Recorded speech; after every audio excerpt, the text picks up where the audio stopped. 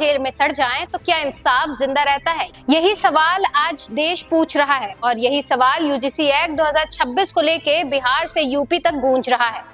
संविधान कहता है कि हर नागरिक बराबर है, कानून कहता है एक बेगुनाह को सजा नहीं मिलनी चाहिए। तो फिर सवाल उठता है कि क्या यूजीसी का नया कानून इन दोनों कसौटियों पर खड़ा उतरता है? क्योंकि कानून का मकसद सुरक्षा देना होता है, खौफ पैदा करना नहीं। आज पूरे देश में यूजीसी के नए नियम को लेकर भारी बवाल देखने को मिल रहा है। हर जगह मोदी सरकार के खिलाफ विरोध प्रदर्शन हो रहा है, लोग सड़कों पर उतर रहे हैं, हर जगह एक ही नारा गूंज रहा है, यूजीसी एक्ट वापस लो। सरकार कहती है ये सुधार है। लोग पूछ रहे हैं किसके लिए सुधार? छात्रों के लिए या सिस्टम को मजबूत करने के लिए?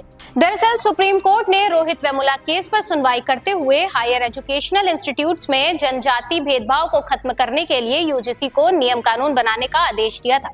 इसके बाद यूजीसी के नियमों में बदलाव किया और सभी यूनिवर्सिटी और कॉलेज में समता कमेटी बनाना कंपलसरी कर दिया। इस कमेटी के सामने कोई भी एसटी, एससी और ओबीसी वर्ग के स्टूडेंट जातिगत भेदभाव के खिलाफ शिकायत कर सकते हैं। एसटी, एससी वर्ग के छात्र तो पहले भी जाति के आधार पर भेदभाव की शिकायत कर सकते थे, लेकिन अब इसमें ओबीसी वर्ग के स्टूडेंट्स को भी जोड़ दिया गया है। कमेटी में एसटी, एससी और ओबीसी का प्रतिनिधि रखना जरूरी है, लेकिन सवर्ग वर्ण की प्रतिनिधि हो ये जरूरी नहीं। इसी को लेकर विरोध हो रहा है। सवर्णों की नाराजगी की दूसरी वजह यह है कि अगर कोई झूठी शिकायत करता है तो उसके खिलाफ क्या एक्शन होगा, इसका कोई प्रोविजन नए नियमों में नहीं है, जबकि ऐसा प्रोविजन था जिसे यूजीसी ने खत्म कर दिया।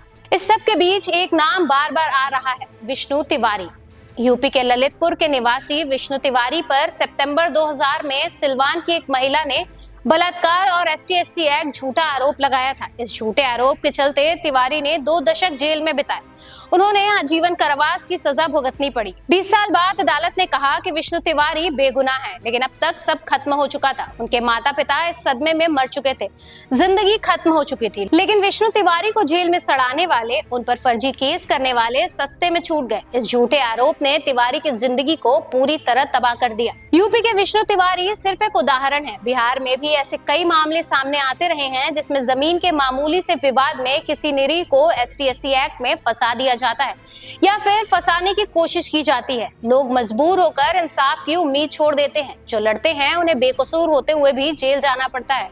हालांकि ऊपरी अदालत न्याय कर देती है और उन्हें जमानत मिल जाती है, लेकिन सवाल वही बाकी है, क्या फिर से बेकसूरों को बर्बाद करने की तैयारी है? कानून अगर डर पैदा करने लगे तो वो इंसाफ नहीं, एक नया जुर्म बन जाता है। अब सवाल उठ रहा है कि अगर यूजीसी का नया एक्ट लागू हुआ और किसी छात्र या शिक्षक पर झूठा आरोप लगा तो क्या इतिहास फिर से दोहराया जाएगा? क्या बराबरी के नाम पर फिर से बेकसूरों की जिंदगी पर दांव लगेगी? पूरा देश पूछ रहा है कि क्या विष्णु तिवारी जैसे लोग फिर पैदा होंगे? आपको इस पर क्या कहना है? अपनी राय कमेंट बॉक्स में लिखिए। वीडियो अच्छी लगी हो तो लाइक, शेयर करें और चैनल को सब्सक्राइब जरूर करें ताकि ऐसी वीडियोस आप तक पहुंचती रहे। मिलते हैं अगले वीडियो में, तब तक के लिए